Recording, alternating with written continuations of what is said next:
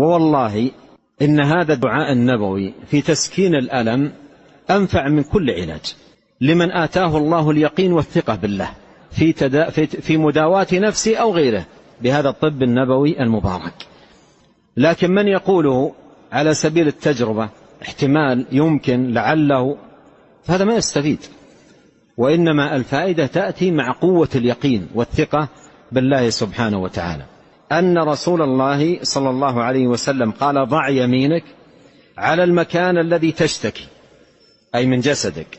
إن كان الرأس يضع على الرأس، إن كان الأذن على الأذن، إن كان العين على العين، إن كان الصدر يضع على الصدر، إن كان البطن يضع على البطن، إن كان الرجل يضع يده على الرجل، المكان الذي يألم، موضع الألم، فامسح به 7 مرات.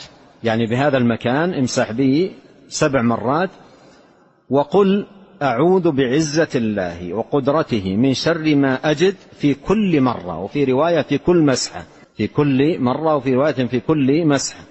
فأرشده عليه الصلاة والسلام أن يضع يمينه على موضع الألم، ثم يقول: أعوذ بعزة الله وقدرته من شر ما أجد وأحاذر، ويمسح.